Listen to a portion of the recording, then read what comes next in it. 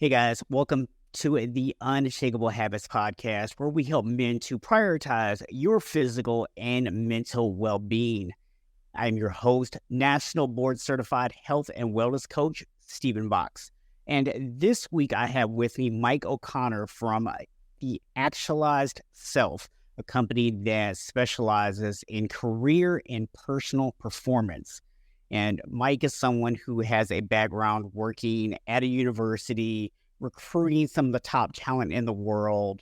And he has this really unique approach, something that I don't think I talk enough about on the podcast. And that's why I wanted to have Mike on, where he has a program called 15 Days to a Better You.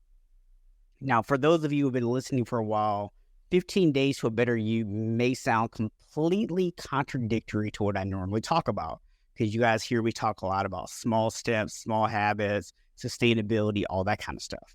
And the thing is, Mike talks about that too. And what my conversation with Mike highlighted for me was the need to talk more about this, because I think a lot of people, when they hear small habits, when they hear small steps, when they hear those kind of things, what they think automatically is slow results. Couldn't even think there for a second, but they think slow results.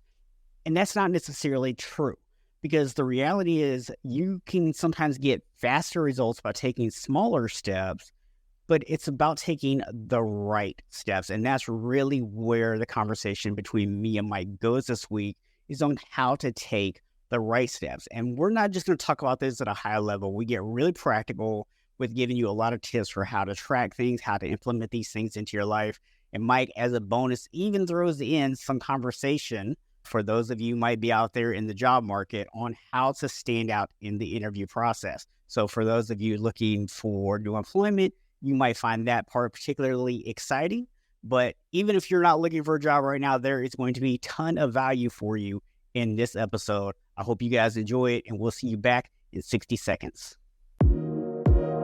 Are you ready to break free from your old habits and create a better life for yourself and those around you? If so, welcome to Unshakable Habits, the podcast dedicated to helping men be better husbands, fathers, and leaders by prioritizing their physical and mental well-being. Each week, we'll look at health from a 360-degree perspective with inspiring stories and practical strategies for building unshakable habits that'll transform your life. Join Stephen Box, a board-certified health and wellness coach, and let's change the world together, one habit at a time.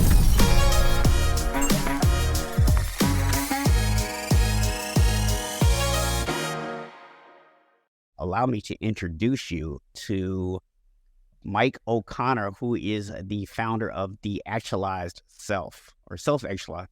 Is Self-Actualized? Yeah, you got it. Yeah, I really should look at my notes, right? Yeah. Thanks for having me, Stephen. It's great to be with you. Yeah, I appreciate you being here today. So talk to me a little bit, Mike, about this idea of the 15 days to a better you. Yeah, well, thanks again. It's great to be with you today. One of the things I noticed when I was I was the director of career discovery at Williams College, and really great school. We competed with Ivy League schools for our students, and just we're really fortunate to recruit a lot of the best and brightest. And there were so many students that I worked with that were just one or two steps away of really sort of stepping into themselves, right? They were feeling this sort of deep sense of imposter syndrome. Their confidence was shaken for different reasons. And my wife, who's a psychologist, and I would have these longer conversations around clients and friends and different people that we have in our life that were just short of really sort of finding that happiness or that contentment or whatever it was to sort of really sort of get to the next level, or that we're dealing with real anxiety and that weren't able to sort of perform in an interview setting or whatever it is. So what I wanted to really sort of create is, how do we sort of recalibrate somebody's floor? I think we all talk about potential a lot, right? And we all talk about, wow, my ceiling's here, or if this person could, whatever, could they achieve X or Y? And all of us, I think, have this incredible potential. And that's great, right? But how do we really sort of raise that floor? So what I wanted to do was have somebody do a really sort of deep dive into their values, into the version of themselves that they want to be, and then start to kind of reverse engineer from that to look at your practices, to look at your actual habits, do deep time audits and social media audits and all these other sort of fairly extensive things, and really sort of hold that up against the brand of yourself. And how did the two really sort of juxtapose with each other? So that's when I sort of went on this journey of mapping together things that I've done through the coursework that I led at different schools, and through a lot of sort of research on social sciences and behaviors and James Clear kind of stuff, to really create something that would hopefully let people sort of walk away with a new operating system, a new way of doing things, and have a little bit more accountability for that. So the thing I love about this is, I know you focus really a lot on career and personal development. And, I think for a lot of guys out there, we tend to focus on just like one area at a time, right? So it's like, if I'm focused on my career advancement, then everything else kind of falls to the wayside, right? My health falls to the wayside, my relationships suffer, right? Everything else kind of falls off except for my career stuff. And then at some point, I'm going like, oh man, I got to take care of my health. But then other things start to fall off because I'm focused on health, right? Oh man, now my marriage is in trouble. I got to focus on my marriage. And now our careers suffer and our health suffers, right? So it's like, for a lot of guys, it's really hard to figure out, like, how do I balance all this? How do I take all of this in?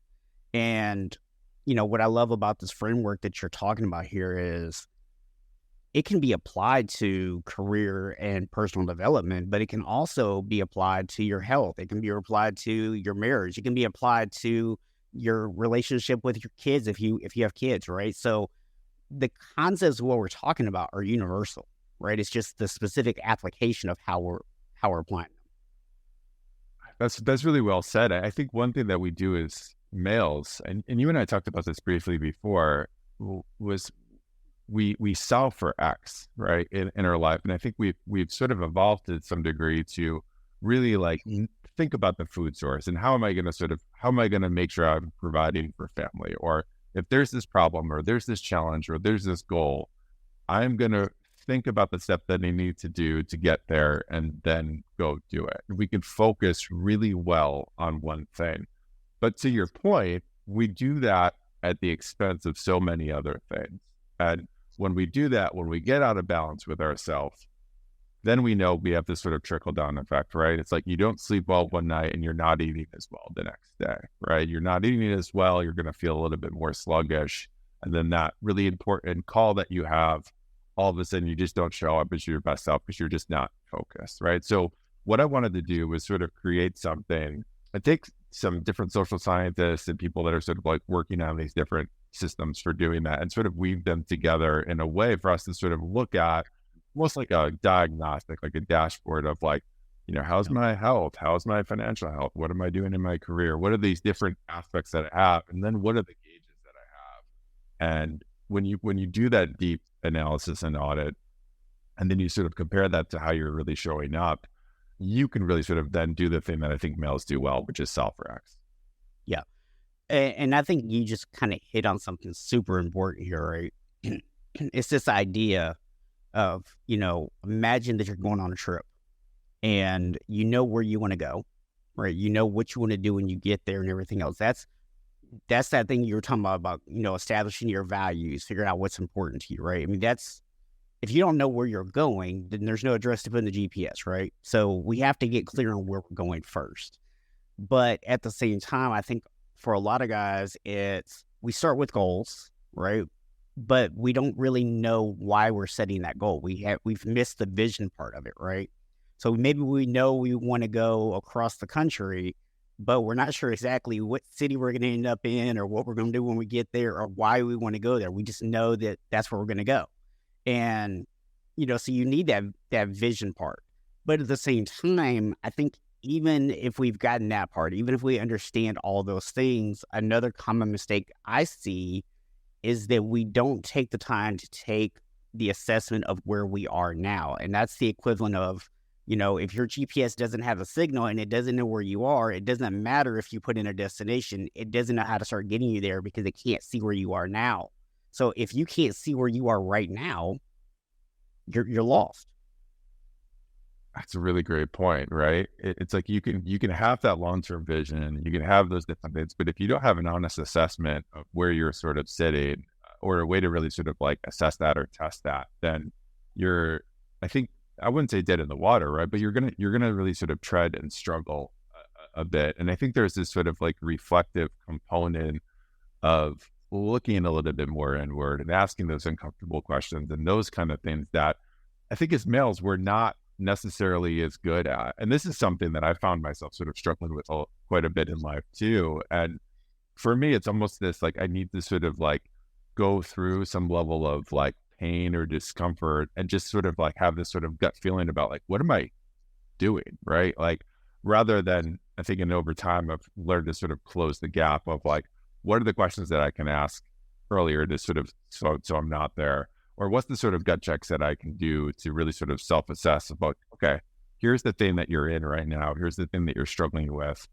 And then really sort of recalibrate on mission and vision. And, I think when people think about what's my mission, vision, or what am I sort of doing long term, I don't think we talk enough about as men that like that's something that can change, right? Your vision at 20 years old shouldn't be what your vision is at 30.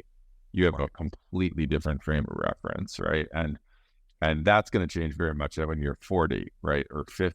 And that's a good thing, and that's a healthy thing, and that's you evolving and sort of stepping into yourself and being a very different person. So by doing this sort of deep dive exercises of really sort of figuring out this orienting, where am I right now, to your point, and where do I want to go? You have the GPS, right? And you have the systems, and that pain and discomfort and all of those roadblocks and obstacles and all of that stuff we know we're going to hit in life becomes a lot easier to sort of get through because you have a purpose behind it. Yep. Yeah. And I love the fact that you brought this up because I think this is something that a lot of us struggled with over the years. I know even me personally, I actually used to take a sense of pride and being able to say, I'm the same person that I've always been. I haven't changed who I am. And at some point I had this wake up call and I went, wait, and that's not a good thing, right? Like I shouldn't still be the same person I was when I was 20. That's horrible, right? Like it's good that maybe some of my foundational beliefs, some of my principles are still in place, right? I mean, hopefully I've done a good job of creating solid principles in my life that are still the same, but hopefully I'm a better communicator. Hopefully I have better control of my emotions. Hopefully I'm in better shape physically. Hopefully I'm a better partner to my wife. Hopefully I'm a better, leader, all these different things. Hopefully I've developed skills and I'm not the same person anymore. Completely. Yeah. And I think what happens when you do that, and when you do that sort of systematic audit and you think about yourself in a different capacity, and you really create that, it's kind of like you're sort of stepping up the staircase, right? You're creating a new floor for yourself. And then you're looking at where you want to go next and sort of starting to sort of like, I don't like the word manifest, right? But you're starting to sort of speak that in existence a little bit. And you're using the same that I think males do well, which is, okay, here's where I want to go. Here's the parameters I need to control for. Here's the steps that I really need to go and do that. And I've done the same thing at different points, right? Like, oh, I'm so similar, or I'm the same kind of person. And I think there's values that people I think naturally have from upbringing and that are inherent to them that aren't necessarily fixed, but evolve. But there's some patterns that I think that stay the same. But you're absolutely right. Like you want to level up on the person that you are and really sort of fit that to the life that you currently have and want to have. Yeah. Yeah. The thing I think is so important for people to kind of see here is it's recognizing your strengths, but also recognizing your weaknesses, right? And as you said, for a lot of men out there, problem solving is a strength, right? I mean, that is something that just generally speaking, is a common trait for a lot of guys, right? We are very good at problem solving. But the issue is that we aren't necessarily all great at seeing the big picture. And so the problems that we're solving are so small in the grand scheme of things, right? They might feel big in the moment, but they're small in the grand scheme of things. And then we don't understand why we keep solving problems that things don't get better. Yeah, that's really well said. And it's hard sometimes, right, to see the sort of bigger picture about what is the thing that I'm really sort of trying to control for and do that really sort of gets me to where I want to go. And one thing that I'm guilty of is like I'm a big to-do list person, and like I'm constantly sort of like writing down what I need to do, and then just like I'm good at just focusing, right? And I get that little like dopamine snack every time I cross the thing off the list or like whatever it is. But what I've had to do with my system, and I have this in the course because I just find it pretty helpful, but I found this thing from Y Combinator that essentially took the tasks that you have, but then it puts them in a 3-column spreadsheet where it's just like, okay, task, impact, and then complexity. And when you start to really sort of control for what's the impact of this specific thing and what's the complexity of it, when you start with things that are high impact and low complexity, I'm hesitant to use the word game changer, but it's really helpful because you're almost sort of doing this like daily 80-20 analysis, and you're doing some of the things that you talked about earlier, Stephen, which is like you're tapping into really sort of where you are and where you want to go, and it forces you to really sort of just really think of, is this really sort of useful, and is this something that I want to do? Like I have this instinct to just like go all of the time and to sort of just try to head down, charge into the next problem, and try to knock down whatever is in front of me through my male DNA. And that's not always the best thing. Sometimes you need to like to think and recalibrate a little bit and be like, okay, like rather than playing lead blocker right now, maybe step back and see the broader field. And for me, the simple task of like that oriented principle is like, okay, we've got your task, great, you know how to do that really well. But what's the impact and what's the complexity, and how are you really using your time to get what you need to be done? Helps me step back a bit. Yeah, and I love, like I was looking over your course here, right? And the thing I love and just looking at your curriculum is, first of all, you start like even before day one, right? Just like on the getting started section, one of the things that you have on there is like showing up every day. And I love that because I think that is something that a lot of people struggle with, right? It's, I have time for this today, so I'm going to focus on this today. But then tomorrow, when 7 other things come up that I want to prioritize, I'm going to let this go. And you cannot achieve anything in life until it becomes a regular part of your routine, right? Yeah, that's so well said. And like what I've had to do for myself over time, and what I've tried to sort of like build in for people, and you talk about habits a lot, is sort of just helping people habituate the new normal. And for me, like I'm a big systems person that if I can just sort of slowly over time evolve my system to just be like, here are the 5 things that are non-negotiable that I'm doing every single day. Yes. And I've tried to really sort of embed this into the course about like, you're going to get in the habit of really sort of doing this and being consistent with it.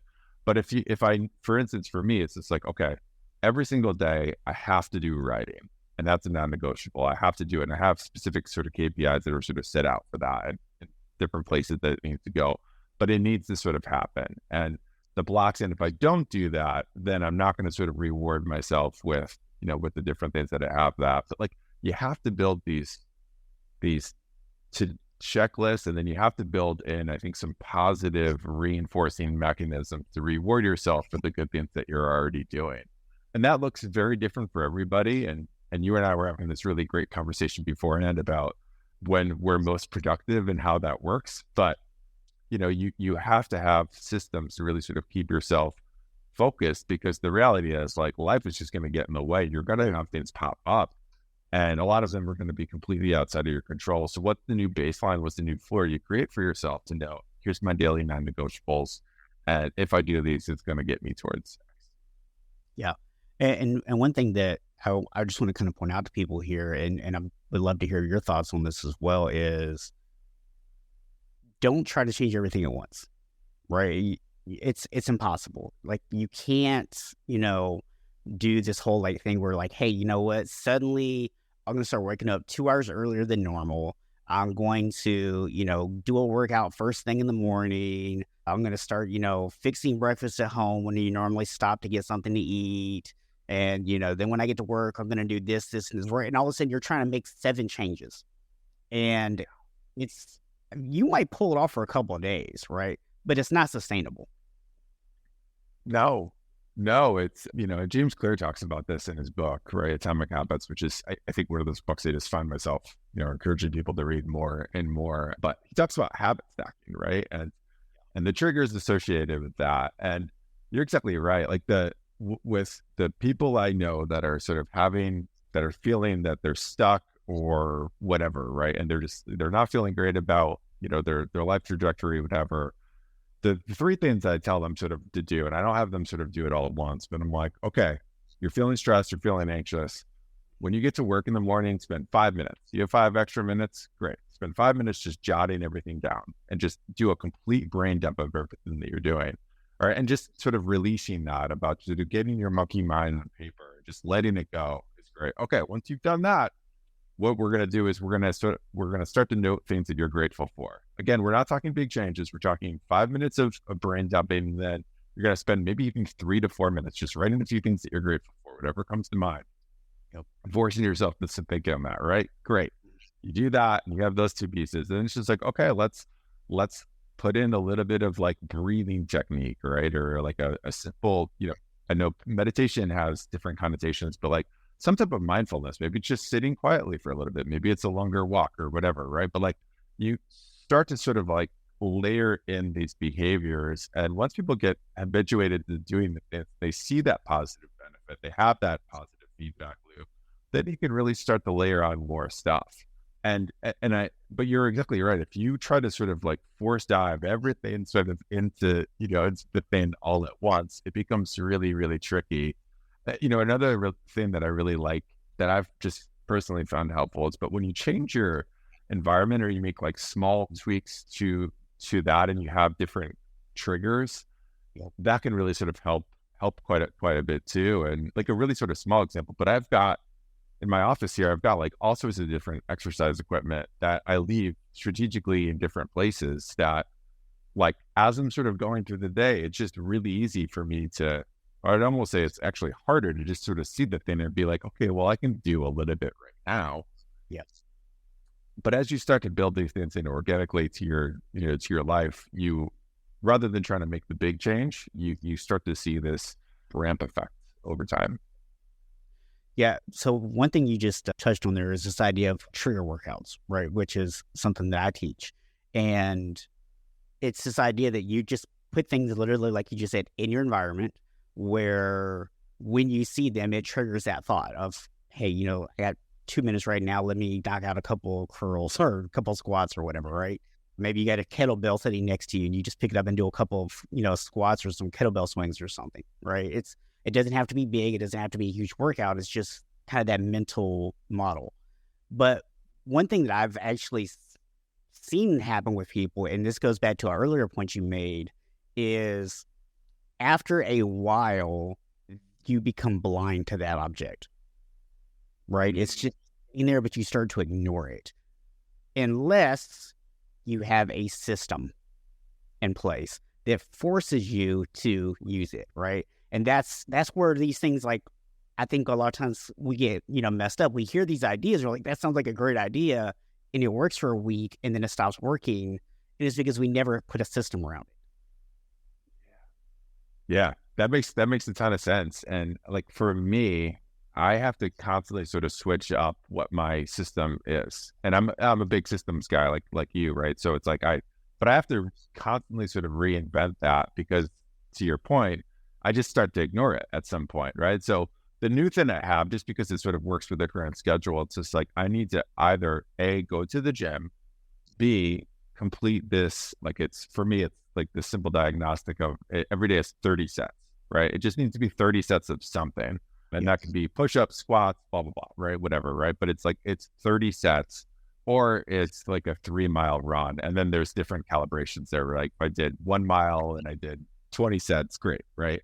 Yes. But I had to really sort of invent that around my current life. And I know that at some point, this system or this sort of diagnostic I have, like I won't like as much. So I'll have to sort of like reinvent something else to sort of form fit what I have in my life. But it's a really good point you made of like, over time, the trigger becomes less, like you just don't have the same conditions of response that you would if you sort of, when you had it initially. So you have to reinvent how you're sort of using your environment, your system to really, reach your goals. Yeah, you just kind of hit on this, and I love, because this is actually one of the things that I teach that's a little bit different from what most of is out there, right? Even look at like James Clear, a lot of the stuff that he teaches in his book is very rigid, right? It's like, you do this, it's step A, step B, step C, right? And I think it's easy to fall into that trap when you're writing a book, right? Because in a book, people expect you to give them the exact steps to take. And so it's very easy to fall into that trap. But to me, your systems have to be flexible. If they are not flexible, they will fail, because every single system has a pressure point at which it will break. Yeah, I couldn't agree more. And kind of to the point that we were both making earlier, like things are going to pop up, right? You're going to have a loved one die. You're going to absolutely have days that for whatever reason you can't get to the gym, right? Or, you can't hit this daily goal that you have for X. Or if you're taking the course, you might have like legitimate life circumstances, like, okay, I have to put an hour and 10 minutes into this today. Like I'm not going to have that. And I think the thing that I sort of like always sort of fall back on for me is just like, it's not going to happen 2 days in a row, right? That I might miss the gym, or I might miss a workout, or, something might happen with one of my daughters that I need to sort of go do X, and this client meeting is sort of in the way of this or whatever, but I'm not going to miss that second day. And that's just the rule and the thing that I've had for myself to sort of just have the fallback from what I know is going to happen. But you're right. The systems they have to have a degree of flexibility with them, because over time, you're just going to have things pop up, and you're going to just become less rigid to sort of the thing. It's not going to sort of be as effective. So if you're not reinventing the system, you have to have some degree of like flexibility in it, I think. Yeah, and I think this idea of reinventing your systems and making these changes, which you've touched on in a couple of different ways already, is important to recognize that it's not just a matter of you get bored or that circumstances around you change, but internally we change, right? As we grow, our systems need to grow with us. Yeah, they have to. They have to really sort of evolve. And the version of you like 5 years ago is very different than the version of yourself that you are now. And one of the other reasons that I sort of really sort of landed on this course, and I was on this track professionally to be a college president, and feeling pretty good about that, where I got, very long story short, I got promoted in a couple of roles, stepped into a dean role, and then sort of stepped into essentially sort of a role in the president's office, where I got to sort of see behind the mechanisms and worked with this incredible woman leader, really, really bright, and such a great mentor and all of these different types of things. And I was on this track for like a very long time, and planning my day and my life and the content I was consuming and all these other things to be like, okay, where are the big gaps that we have in this industry? And what are the things that I can bring that are competitive advantage, that add value, that do all these different types of things? But what happened for me personally was I hit this point where, kind of to the points that we were both making earlier, like my values just weren't mapping to the places that I was working in, or the industries that I wanted to sort of be in. And I really value autonomy and being able to create and add value in ways that sort of make sense for me. Whereas, not that that's not allowed at all in terms of the industry, but for me, it was just not jiving with the long-term vision of what I needed, what I was actually sort of doing in my professional life. So I knew, I was just like, okay, you've been teaching this for a long time, and you helped a lot of students really sort of recalibrate, find things that are of meaning to them. You have to do this for yourself. And if you're not doing it for yourself and you're not really living with this integrity, you know that that's just going to eat at you and it's going to really sort of bother you. So Yeah. I had to really sort of reinvent a lot of pieces of identity. And as much as I was sort of like, I think tried to be detached from ego and all of the different types of things, there was a really core piece of my identity that was connected to my job. And I knew that I had to really sort of rethink who this was and who I wanted to be, and do it in a way that sort of served the broader values that I have of how I want to sort of serve and help people. But it's tough. It's definitely, I think it's a humbling experience to go through, and not easy to really sort of rethink and honestly assess where you are, where you want to go, and then reverse engineer the steps that you're actually taking to see if those are fitting or not. Could be I think a humbling process. And I think humbling is probably the best word. Yeah, I think it takes a lot, right? And that's why, I encourage people, take a course like yours or get coaching with somebody like me, because what that person can help you do, what that other person can help you do is they can ask the questions, right? They can help you start to get the answers to these things. They can help you. We talked about this a little bit before we started recording, this idea that, you get really focused in on one specific thing and you can't see the bigger picture. You can't see everything around you, right? And so going through a course like yours or getting coaching is really like, imagine that you're in a museum and you're staring at a picture and you are so locked in on this picture that you can't see all the other art around you. And what this outside help does is it helps you to take a step back and realize there's an entire wall with pictures. One exercise that I love, that just something you said just triggered it in my mind, but I found this like so useful, and I started doing it in a few classes that I taught. It's called "What's My Superpower?" Right? And there's something about having not you self-assessing necessarily, but the power of asking other people to tell you, what is the thing that I'm really uniquely good at? And there's something about other people's feedback on that process that just puts a few lights off for you. It just says like, okay. Because the things that just come easy to you, that are natural, you undervalue those relative to other people. Whereas like the mentors, the friends, the people that really know you, the work colleague that you worked really closely on, they lean on that superpower. And when you ask them for that help, they're happy to give it and sort of tell you, but it does something where it's like you see that, and then like you start to really connect that with like, okay, well, what does the world need, right? Or what, how is this really sort of applied to different industries, or this entrepreneurial idea I have. And when you start to kind of connect those dots, it's really sort of freeing and unlocking for the person that you could potentially be, because you're just sort of seeing yourself in a completely different context than you might, and undervalued, I think, skills that are really sort of unique.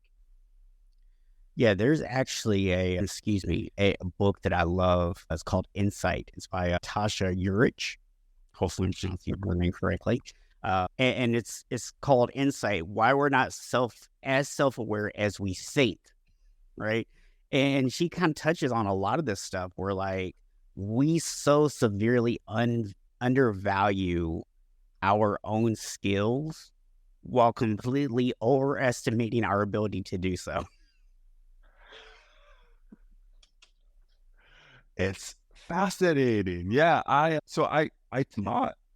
So I did a lot of like with interviewing, and like the school I worked at, we had one of the most robust employer networks of any small school in the country. So we had like 150, 160 companies that were actually coming out to campus every year and actively recruiting. So in the basement of the building that I was in, it was kind of cool to meet all different types of employers from all different types of industries. They're just walking around.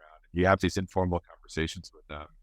And what I learned is like the best employers, and we all know the names, and the biggest companies and the places that recruit most students, the amazing skilled interviewers that they had, despite the fact that they had these like very well thought out questions that mapped very specifically to the types of person that they were seeking, that fed into their funnels in terms of like who they're recruiting, blah, blah, blah. Like all that was thought through.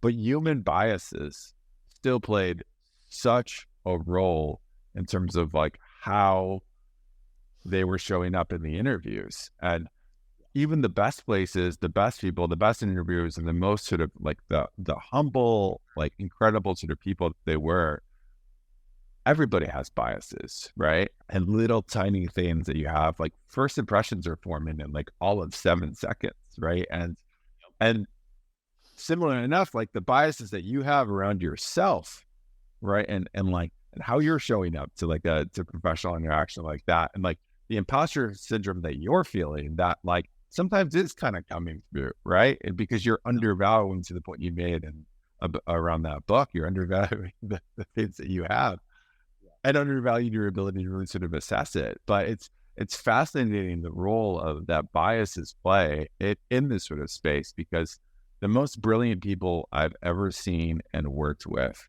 the most accomplished people, everybody has biases. And it's really hard to really sort of step outside that.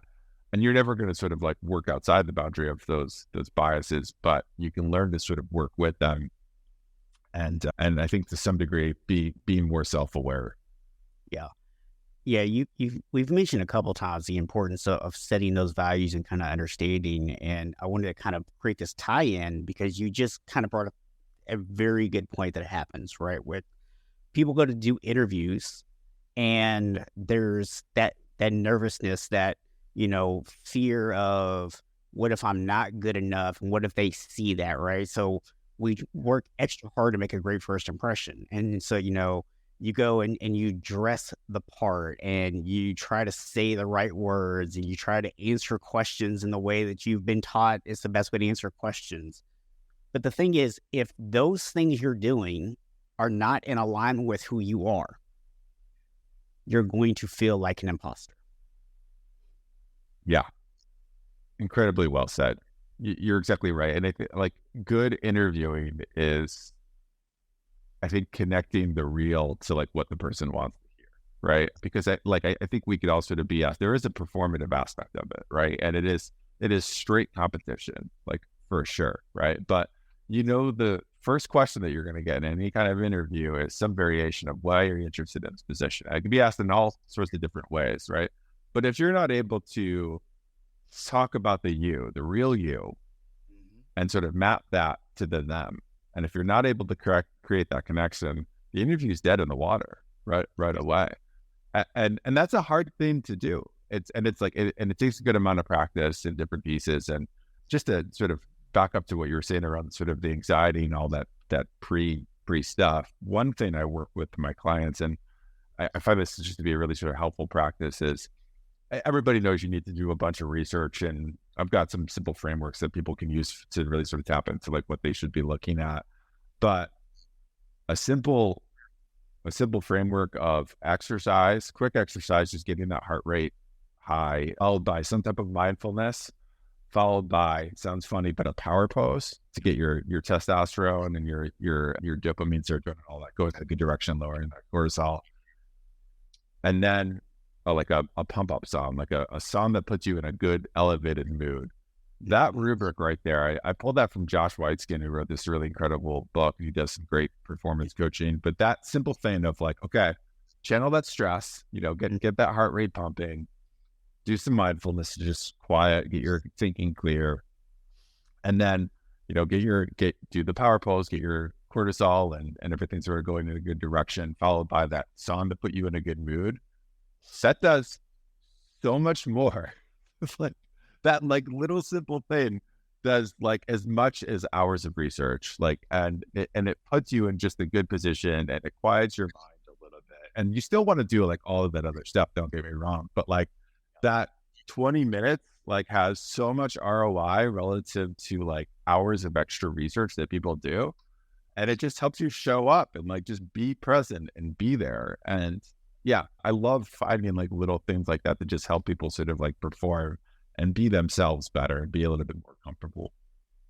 Yeah, I like the idea too of, we talked about the importance of showing up as you, right? Which is, to me, if you take the time to really understand these values and who you are as a person, when you're doing that research, ideally you're seeing things that this company stands for that align with your values.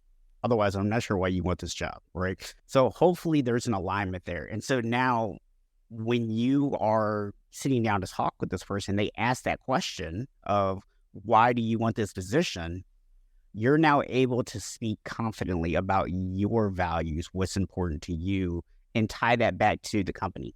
And if you just do that, you're already giving yourself a buffer for mistakes that you might make later on in the interview, right? Just because it's like you said, that first impression is fixed so fast that just talking about that and getting that person to be like, wow, this guy is really in alignment with what we want, they will miss other mistakes that you make later on because they've already convinced themselves that you're the right person. That's so well said. And it's so true. It's so true, right? Because in person, it's just like these biases that we talked about before, right? First impression bias is a huge one. Like halo effect is another one, right? Where if the person's really good at one thing, they're good at other things. But those biases like work to your advantage to some degree. And I think people are afraid to say that, but it's true, right? So if you're able to sort of map that, and another thing that just I think shows that you're a really high value target, a high value person, if you really spend the time to ask very, very thoughtful questions that get at the soul of the organization, or things that sort of get to the deeper understanding of mission, culture, values, like whatever. Like if you're doing the research on the podcast that the CEO has done, and you're taking notes and you're sort of using that to sort of inform thoughtful questions, or if you're going a little bit deeper with, finding content that's out there on company values or how they're showing up in the community, or like all these different things that it map to who they say they are. It shows that you're really sort of like not just intellectually curious, but you're really thoughtful, right? And you're being really sort of intentional about how does this map to who I am, and it puts that value proposition on them to really sort of have to sort of tell you who they are. Yes. But those things are all hard to do if you're trying to just like perform and be the person that you think they are, that they want to be. And when somebody's sort of in, and I've been on the other side of this where I've done HR kind of consulting work, it's like when you're looking at and assessing like a wide number of people, it's hard to remember all the specificity or whatever, but you remember how they made you feel, right? And you can suss out the people that don't really sort of seem to map to the vision that you have for the organization, whatever. So to your point, right? Like you want to put the thought into like, how does this really sort of fit for me, and what's that bridge? Yeah. I mean, it's kind of like somebody's listening to this interview right now, and we've hit on so many different things in so many different ways that if I were to sit down right after this interview finishes and say, okay, tell me 5 points that Mike made today, you would struggle to write down those 5 points.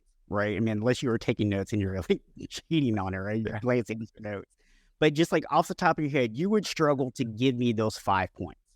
But what you would do is that one that really hit hard for you, right? That one that really stuck to you. You'd be able to tell me that one like instantaneously. And that's the one that was the most important for you. Now, the other ones might be valuable. You might write them down. You might implement them at some point. But that one that was stuck with you, that's the one, right? And that's kind of what you're saying here, is that it's not really just about like remembering everything or getting every detail perfect. It's about the feeling, and feelings come from what we value. Yeah, that's really well said. I almost sort of look, and you just made me realize or think about this in a different way, right? It's almost like a sort of a mental model, right? that you're sort of building on the fly about, like who am I in terms of like my identity for this organization, right? And that's gonna changed to some degree, but the core you is you, right? So you're trying to sort of figure out like what's this unique bridge or sort of unique thing or the aspects of my like, hyper uniqueness that really sort of brand and connect me better to this sort of place itself. But yeah, that was an interesting connection that you just made for me because I hadn't really exactly thought of it like that before. Yeah, for me, everything starts with the mindset. And honestly, I'm actually I'm happy that I gave you that insight, but I'm actually a little surprised because in looking at your course, one of the things that I really love is, I mean, I already kind of gave you like the one about showing up every day, but I think people would expect, okay, I'm only going to get 15 days to do this. So we're going to jump right into the deep end. You're going to start giving me, like actions to go take, things I'm supposed to go do every day. And from what I can tell, just in looking at the curriculum, you don't really give someone that first, like, solid, like, go do this specific physical thing until about day 12, right? Everything up to day 12 is all about setting your values, getting your mindset right. It's about taking an assessment of where you are. It's all about getting all the pieces in place, right? It's like the old, I don't know if it's real quote or not, but it's always been attributed to Abraham Lincoln about, if I had to chop down a tree, I'd spend the first 2 hours sharpening the axe, right? And that's what you're doing here. You're helping people to spend those first 11 days sharpening the axe so that day 12, when you start chopping the tree, that bad boy's coming down fast. Yeah, that's really well said. No, you're exactly right. You're doing a really sort of deep diagnostic. The first part of it is you're really sort of looking at, okay, who's the person I want to sort of be? What are those values? And how am I sort of showing up in the world? But then there's a lot of audits, right? Where you're essentially sort of looking at like, okay, here's the brand here's the me, here's the brand that I want to start to put out in the world that's organic and true and all of those different things. But then I'm really sort of looking at like, how am I sort of doing it? What are the audits? Like, how am I showing up? But I'm doing a deep dive on these metrics that I have. And like, am I sort of going towards the goals that I say I want to have or not? And you're really doing that. But then what you're doing sort of as you're sort of doing this sort of deeper diagnostic is you're starting to sort of get in the habit of self-improvement and you're building that into that. You're doing this meditation or some type of mindfulness. I shouldn't say just meditation combined with some journaling and some real sort of task batching and trying to get better at your daily sort of 80-20 analysis.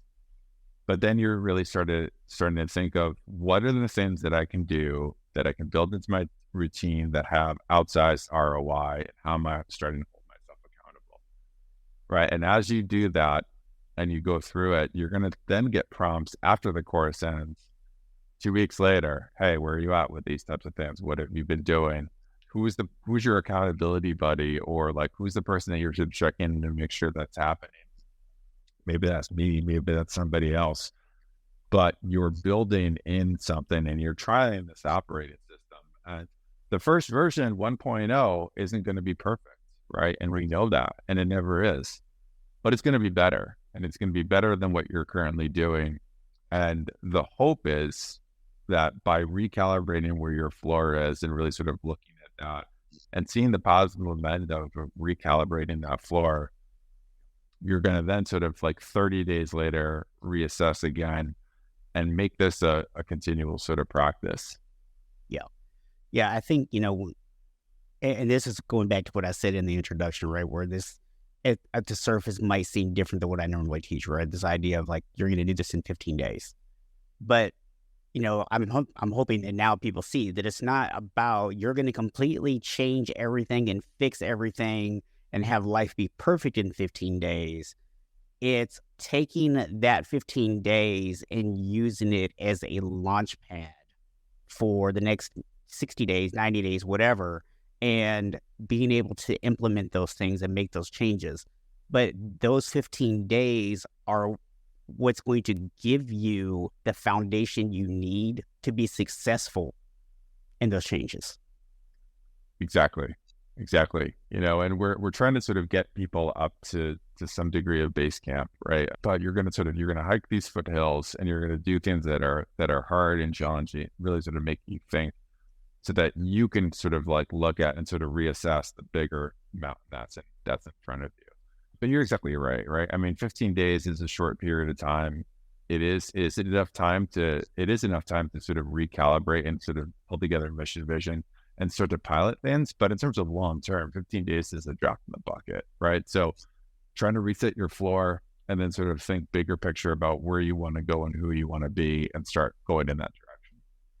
Yeah, and I think something that people miss out on so often is it's really about that mental clarity, right? It's about having an understanding of what you actually want to do. Because how often do we struggle to accomplish something for no other reason than we're just not sure how to start? Yeah, that's really well said. And yeah, that direction and then that clarity in all of these different pieces, I kind of going back to the point that we made before about men, I think those are tough, right? Yeah. And I think I don't know that, I certainly wasn't raised to sort of like think about myself and think about like, what do I want or what do I sort of need or whatever. It's like, I'm thinking about my family. I'm thinking like, how am I providing for them? And what am I doing? And how am I sort of doing the different things to sort of help them be their best self, right? So I think there's pieces of it that are uncomfortable and weird and just different. But there is this sort of gut check reality that we all have. Like when things aren't, even if you're not the most sort of inward looking person, and I know that I've had to really sort of grow a lot of that, but there's this gut check piece about things just don't feel right sometimes. Or I'm doing all of these kind of things and it just doesn't, there's just something in my gut that's telling me this is something wrong. Yes. And that's really like I kind of created this thing to sort of solve challenges of people that I know and work with that were sort of having it, but I also did it for myself, right? About, what are the things that help me sort of level up to get to where I want to go and force me to really sort of like look at the things that I don't necessarily want to look at and stare those in the face, because as soon as you confront them, again, we can kind of self-correct a little bit more. But we need to know what those pieces are. And to the points that you've made a number of times, it's like they're so interconnected and holistic that if we're not doing them, if we're not sort of serving ourselves, then we're not going to show up for the people around us as best as we can. Yeah, and I think, something that you just kind of highlighted there that I want to point out is it's not about what we do, right? It's about the interconnectivity. I've seen so many guys, who have come to me and had that realization of my entire existence to this point as an adult has been about my job. It's about my job title. It's about the amount of money I bring in. And they've convinced themselves that the things that they're doing, chasing after these things, spending all these hours at work, dedicating themselves to their job, is all in the name of being a great provider, right? That's what they see themselves as. And they've missed the point that their spouse, their kids don't really care about the money. They want to spend time with them. They want them in their life. And, going through a lot of this stuff that Mike is talking about is going to start to help you to realize what's actually important, right? Like what actually matters to you. And it's not to say that you can't make money. It's not to say that work shouldn't be important to you or anything like that. That's not what we're saying. But it's a matter of, it's going to help you to find that balance, to actually help you start to show up as a better version of you, so that your family, the people who depend on you, the people that you're providing for, can also show up as their best selves, right? Yeah, that's really well said. I'm almost cautious to say anything more because I think you nailed it. You nailed it right there. It's about being the best version of yourself and sort of showing up in ways that I think supports and augments, the good around us and the good that we want to be. And that's, again, I think it's incredibly challenging work. And I want to sort of acknowledge and own that, because I think as men, we're not always the most sort of self-reflective or inward looking or whatever. But the more that we can sort of just see the bigger sort of holistic patterns, is sort of interconnectivity of some of these different pieces in the broader context of how these inform how we show up as a father and how we're sort of helping be a better spouse, how we're helping our communities, how we're helping lead, how we're doing all those different things, then we start to kind of see just how critical and important they are. And, you could tell anybody, or I could tell anybody, like, if you're not doing the things to level yourself up, you're not just stopping yourself, but you're actually stagnating the growth of other people around you. Right. And the people that really sort of depend on you or that spend a lot of time with you, if you're not being your best self or the sort of best version of whatever it is, then there's a real sort of trickle down of how that's helping them sort of show up in their lives. Right. So I hope this has been helpful. I'm more than happy to talk to anybody about any of these topics, because I think as somebody that's sort of gone through the journey himself and has sort of had to recalibrate and really refine what brings joy and where can I add value and all those different types of things. I'm hoping I can really help serve other people in that as well. Yeah. We didn't get a chance to really touch on it much, and we're kind of like hitting up on time here, but I would just kind of share with people, in our previous conversation, you told me that this course for you actually came about because, like most of us, 2020, your life was in turmoil, right? Both because what was going on in the world and a lot of things that you had going on personally. And this really came about as something that you had to do to help you get right. Like, right, you had to find what was important to you. You had to figure out how to become your best self. And now you, similar to my story, now have this passion where, like, you've seen the changes this made for you, and you want to share that with other people. You want to give other people those tools. Yeah, no, exactly right. I mean, I think just to sort of cover it briefly, but I think, March of 2020, just like everybody, right? I was in this, I think a big job where I had a lot of people at every level of organization relying on me to sort of do more. And I'm trapped inside a house for 1 year plus with 2 small kids and working insane amounts of time. My wife's also sort of working and serving. And just like we talked about before with regards to that sort of broader diagnostic, I saw things just not working the way I wanted to, right? Like, my marriage was strained. My relationship with my kids was strained. People at work are feeling sort of strained. And I'm doing all these different things and trying to sort of like hold up everybody as best I can. And I think I did a really good job, all things considered, but internally I was struggling, right? And compounded over time. By the time we actually got our kids into daycare, which was a year plus later, so it was 13 months of all of us being in a really sort of confined space, and all these sort of crazy stresses and triggers and things that are sort of happening, I just noticed all of the things about myself were kind of deteriorating. And I felt like there was this shrinking part of me about the things that I loved and all of that, like that little, there was still a light there, but man, was it dim, right? I just wasn't as happy. And, it wasn't until I went out, I had a trip with friends to Colorado in May.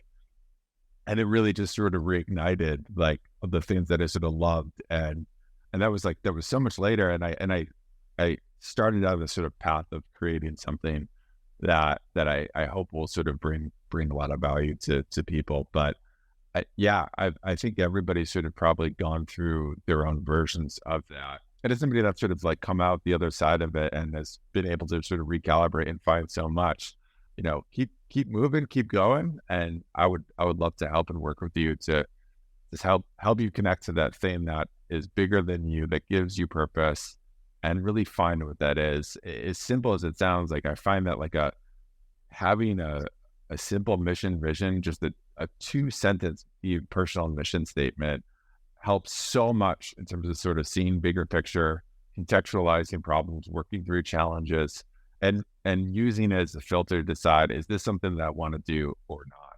So it's been a real sort of big thing for me, and want to help more people find that. Awesome. I love it, man. So again, I want to thank Mike for coming on today, sharing so many insights, so much wisdom with us.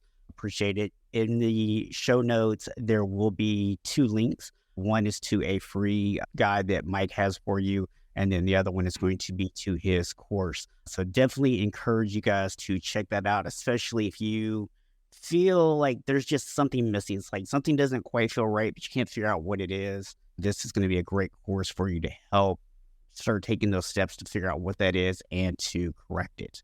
But as always, guys, I want to remind you that none of us are born unshakable, but we can all become unshakable. Thank you for listening to the Unshakable Habits podcast with Coach Stephen Box. Be sure to hit the subscribe button and help us spread the word by sharing the podcast with other men. If you're ready to create unshakable habits, you can learn more and connect with us at unshakablehabits.com.